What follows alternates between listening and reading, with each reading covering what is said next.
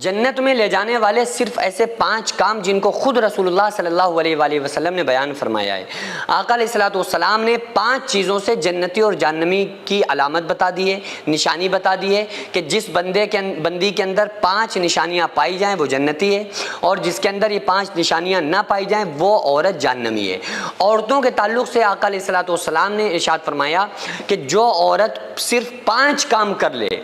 آقا علیہ السلام نے فرمایا میں گارنٹی لیتا ہوں، میں ضامن ہوں کہ قیامت کے دن اس کو جنت میں گھر لے کر کے دوں گا، میں گارنٹی لیتا ہوں۔ آپ صلی اللہ علیہ وآلہ وسلم نے فرمایا کہ پہلا کام کہ وہ عورت 5 وقت کی نماز پڑھتی ہو، دوسرا کام وہ عورت رمضان میں روزے رکھتی ہو، تیسرا کام اگر اللہ نے اس کو اپنا پرسنل مال عطا کیا ہے تو اس میں سے زکوٰۃ ادا کرتی ہو، چوتھا کام کہ وہ اپنے شوہر کی فرما بردار ہو، پانچواں کام بد کردار نہ ہو۔ جو یہ 5 کام کرنے والی عورت ہوگی تو آقا علیہ السلام نے ارشاد فرمایا جب یہ عورت قیامت کے دن لائی جائے گی نا تو جنت کے 8 دروازے ہیں، اور وہ 8 دروازے کھل جائیں گے اور اس عورت کا استقبال کریں گے، اس عورت کا سواگت کریں گے، ویلکم کریں گے، اور جنت کے ہر دروازے سے دروازہ اس کے لیے کھلا ہوگا کہ اللہ تعالیٰ قیامت کے دن فرمائے گا کہ اے عورت تو جس دروازے سے چاہے اس دروازے سے جنت کے اندر داخل ہو جا۔ تو یہ اس کا اعزاز ہوگا۔ اور آقا علیہ الصلوۃ والسلام کی ایک حدیث کا مفہوم یہ بھی ہے کہ قیامت کے دن ایک نور اٹھے گا، سارے لوگ سجدے میں گر جائیں گے، اللہ فرمائے گا تم نے سجدہ کیوں کیا؟ بندے کہیں گے مولا ہم نے تجھے دیکھا، اللہ فرمائے گا میں بھی پردے سے باہر ہی نہیں آیا۔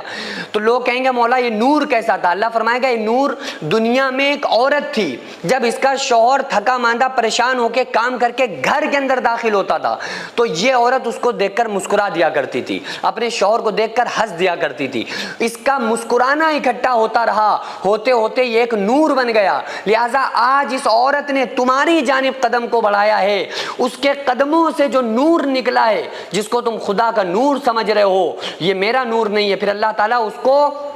سفارش کا بھی اختیار عطا کرے گا، فرمائے گا سفارش کا موقع دے گا کہ تو شفاعت کر تو تیری شفاعت قبول کی جائے گی۔ لیکن عورتیں کہاں کرتی ہیں؟ پورا دن عورتیں بڑی خوبصورت طرح سے زندگی گزاریں گی، پورا دن عورتیں دیکھو کیسے محلے والوں سے باتیں کریں گی، گھر والوں سے باتیں کریں گی، ماں ایک عورت اپنی بہن سے لگی رہے گی اور پورا دن ہنسی خوشی گزرتا ہے، جیسے ہی بیچارہ شوہر تھکا ماندہ پریشان ہو کر کام کر کے گھر کے اندر داخل ہوتا ہے ایسی کی تیسی، ایسا لگتا ہے کہ چوہے لوٹ گئے ہوں۔ عورت کا دماغ ایسا خراب ہو جاتا ہے اس کی شکل دیکھ کے کہ بس بیوی کے منہ کے اوپر 12 بج جاتے ہیں اور وہ ساری دن کی ٹینشنیں لے کے وہ شوہر کو بیان کرنا شروع کر دیتی ہے شوہر کے سامنے۔ تو اسی وجہ سے تو آقا علیہ السلام نے ارشاد فرمایا جو عورت شوہر تھکا ماندہ پریشان ہو کر جو شوہر گھر کے اندر داخل ہو اور بیوی اس کے بغیر کہے پیر دبا دے تو اس کو احد پہاڑ کے برابر سونا خیرات کرنے کا ثواب ملے گا، اور جو اپنے شوہر کے کہنے سے بیوی جو شوہر کے پیر دبائے گی اس کا ثواب آدھا ہو جائے گا۔ کتنی بڑی فضیلتیں۔ اس سے کیا ہوتا ہے کہ جب شوہر آیا بیوی مسکرا دی تو قیامت کے دن بھی وہ ایک نور بن گیا، اس کو ثواب بھی مل گیا۔ عورت جیسے ہی شوہر گھر کے اندر داخل ہونا اور بیوی اس کو دیکھ کر مسکرا دے، خدا کی قسم ساری ٹینشن مرد کی بالکل ختم ہو جاتی ہے، وہ بھول جاتا ہے پورے دن کی محنت کو، تھکان کو، پریشانی کو، وہ بیوی کی مسکراہٹ دیکھ کے وہ خوش ہو جاتا ہے۔ لیکن بعض بڑے بڑے کمینے بھی شوہر ہوتے ہیں، میں یہ نہیں کہہ رہا ہوں، طرفداری نہیں کر رہا ہوں، بعض بڑے بڑے خطرناک ہوتے ہیں، بیویاں بیچاری پورا دن خوش آمدیں کر رہی ہوتی ہیں، لگی ہوتی ہیں، آگے پیچھے لگی ہیں، ان کو ہر وقت کمپرومائز ان سے کر رہی ہیں، لیکن بعض اتنے کمینے شوہر ہوتے ہیں نا ان کا منہ بنا ہوا ہے تو بنا ہوا ہے، ایسی کی تیسی مجال ہے جو بیوی سے محبت سے پیار سے بات کر جائیں۔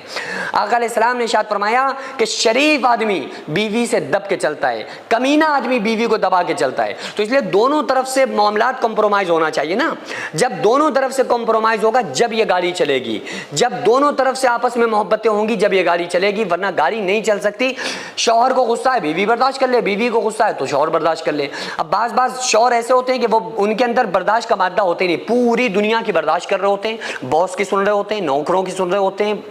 دوستوں کی سن رہے ہوتے ہیں، گھر والوں کی سن رہے ہوتے ہیں، لیکن مجال ہے کہ اپنی بیوی کی ذرا سی بات سن جائے۔ بھائی سن لو کیا ہو جاتا ہے، بیوی تو بیوی ہے نا، وہ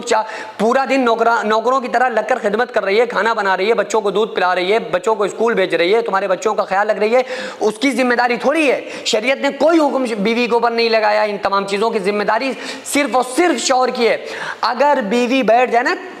اپنے بیڈ کے اوپر اور کہے کہ میرے شوہر میں کھانا نہیں بناؤں گی اور جاؤ میرے لیے کھانا کہیں سے لے کے آؤ یا خود بناؤ،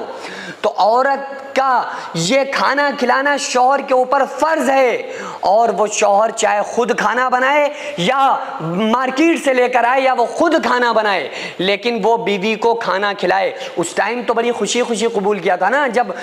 قاضی نے پوچھا تھا کہ میں نان و نفقہ کے اتنے اتنے مہر پہ اور تمہارے نکاح میں فلاں عورت لڑکی دی جا رہی ہے، کیا تمہیں قبول ہے؟ بڑی ہنس کے کہا تھا نا ہاں بڑا قبول ہے۔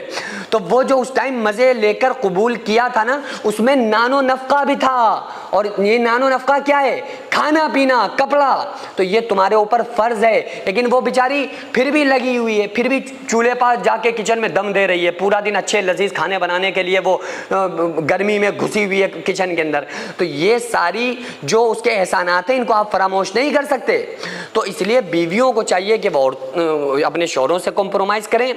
شوہروں کو چاہیے کہ وہ اپنی بیویوں کے ساتھ کمپرومائز کریں۔ شوہر گھر کے باہر کے کام دیکھ لے، بیوی شوہر بھی بہت سارے ایسے کام کرتا ہے جو اس کے اوپر ذمہ داریاں نہیں ہیں، وہ تمام خوشیاں، بھائی وہ بہترین بہترین کپڑے لا کے دے رہا ہے، ایک ہفتے میں 2 سوٹ لا کے دے رہا ہے، مہینے میں 4 لا کے دے رہا ہے، گھمانے لے، اتنی زیادہ اس کے اوپر بھی نہیں ہے۔ لیکن جیسے وہ کر رہے بیویاں بھی کریں تو انشاءاللہ تعالیٰ بہترین پھر لائف چلے گی۔ اور یہ نشانیاں جو میں نے بتلائی ہیں نا، 5 آقا علیہ الصلوۃ والسلام کی جو حدیث آپ کو بتلائی ہے، بس آپ سمجھ لیں کہ جو عورت یہ 5 کام کرنے والی بن گئی نا تو وہ ڈائریکٹ انشاءاللہ تعالیٰ جنت میں داخل ہوگی۔ سینکڑوں ایسے غریب پریوار جو فاقہ کر کے زندگی گزار رہے ہیں، اور بہت سے ایسے مجبور لوگ جو غربت کی وجہ سے بیماریوں سے جوجھ رہے ہیں اور ان کے پاس علاج کرانے کے لیے بھی پیسے نہیں ہیں، تو ان غریب فیملیز کو ہر مہینے ہماری سوسائٹی راشن دیتی ہے اور ان غریبوں کا فری میں علاج کراتی ہے۔ تو آپ لوگ ہمارے ساتھ مل کر ان بیوہ عورتوں اور یتیم بچوں کا سہارا ضرور بنیں اور ان کے راشن اور دوا علاج کے لیے زیادہ سے زیادہ تعاون کریں، اور یہ ارادہ کریں کہ غریب کے بچوں کو انشاءاللہ بھوکا نہیں سونے دیں گے، اور ہر ہفتے ہر مہینے آپ لوگوں سے جو بھی ہو سکے آپ تعاون ضرور کریں۔ ان کو 10-10 سال سے جو لوگ بستر پر پڑے ہوئے ہیں، انشاءاللہ تعالی ہم سب مل کر ان غریبوں کا علاج بھی کرائیں گے، اور ہر مہینے انشاءاللہ تعالی ان غریبوں کو ہم راشن پہنچائیں گے۔ یہ سوسائٹی کا اکاؤنٹ نمبر ہے اور یہ اسکینر ہے، آپ لوگ اس اکاؤنٹ پر یا اس اسکینر کے ذریعے آپ غریب فیملیز کی ہیلپ کر سکتے ہیں۔